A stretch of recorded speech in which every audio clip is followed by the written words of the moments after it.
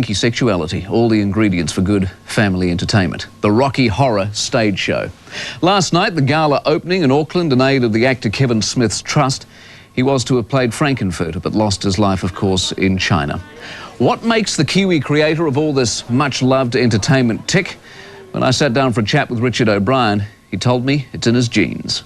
And I really got hot when I saw Jim Scott fight a trick that gets exposed and killed.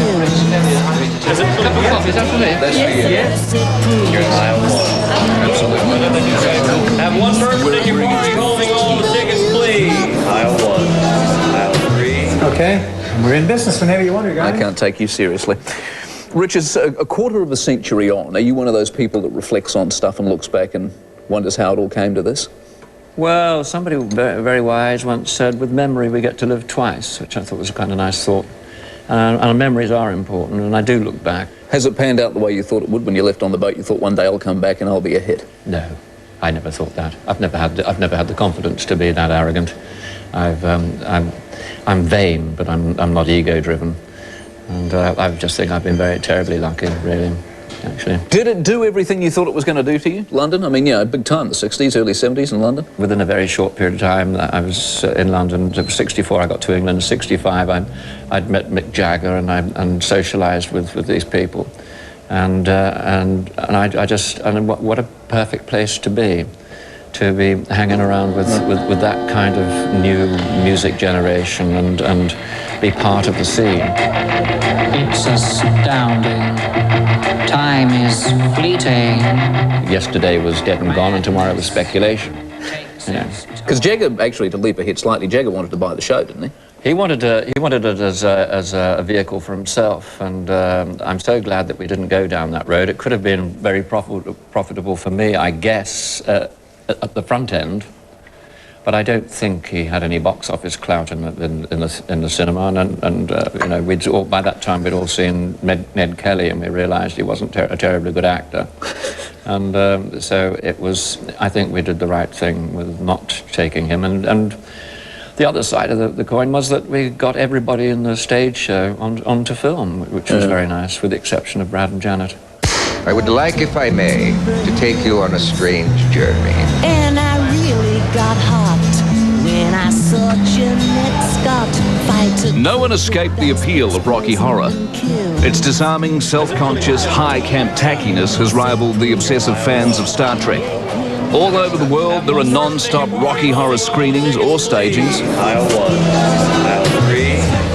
It's in Auckland for the next couple of weeks with a celeb audience appearance by the show's creator, Richard O'Brien.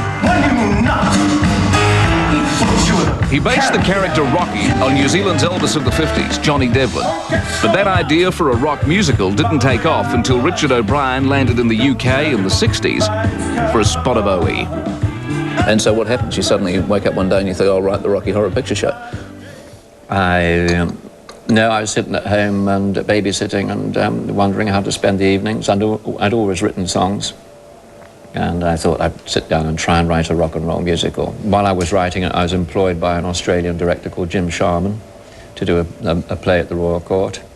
And while we were doing that, I told him I was working on this little opus, and he came along and listened to a couple of the songs and a bit of the dialogue, and next minute we were on for 5 weeks only, and it ran for 7 years. You didn't think it would work, did you? I would have thought. I knew that it was entertaining me. Yeah. But whether it would entertain other people was a very big question, and I didn't really think that there was going to be enough people who liked that kind of entertainment to keep it going for. I thought by the end of the 5 weeks we would have exhausted any potential audience that we had. But that wasn't so. Was it radical then? I mean, was it, you know, the fishnets and the whole thing? Was it radical? I think somebody dressing up in fishnets and high heels and singing rock and roll songs was what was pretty striking. But there is something rather empowering about standing on a stage in underwear and high heels and singing rock and roll. I don't know. I've never done that. You could tell. I think there is something very sexual and empowering about it, and most rock and roll groups have that. Even Jagger, for instance, to some extent. Yeah. That strutting kind of narcissistic, kind of cross-dressing kind of figure. It has a lot of power. But we didn't realise that, that it would appeal to women in quite the same way. That was a big social kind of understanding that happened. It was as if someone had put a light on in the room that you weren't, so you were aware of other parts of the furniture that you hadn't seen before. And to actually have this person, Tim Curry, in those days, on a stage, strutting down a catwalk with ripped fishnets, and have the women in the audience, middle-aged, middle-class women going, hello, he's a bit sexy, isn't he? And have the men sat next to them going, I see what you mean. That was a big, astonishing kind of reality that nobody, even the people that were going hello, weren't aware of. Do you own it? I mean, have you done well out of it? Yeah. So you must be, I mean, it's one of those rare things in life that you do something seminal that sets you up for the rest of your life. Yes. Great calling card. I can get 5 minutes of anybody's time on the back of Rocky, which is damn good news if you want to punt a new project and you want to hit Hollywood with a film idea. You get 5 minutes of somebody's time. Don't get more than 5 minutes, but at least you get the door open and you get the chance to fire away with your imagination and ideas. So that's wonderful. It's put the children through school. It's allowed me, the only thing, the big thing with money is that it allows you choices, it gives you freedom. And I've never been driven by money, and I think I'm very lucky to have made some money because it's come to somebody who couldn't give a monkeys, quite frankly. I was always happy when I didn't have any money. Never saw myself as impoverished. I simply saw myself as a person without funds, as a different reality. The Rocky Horror Show is a Kiwi musical. Very few people are aware of Rocky's way.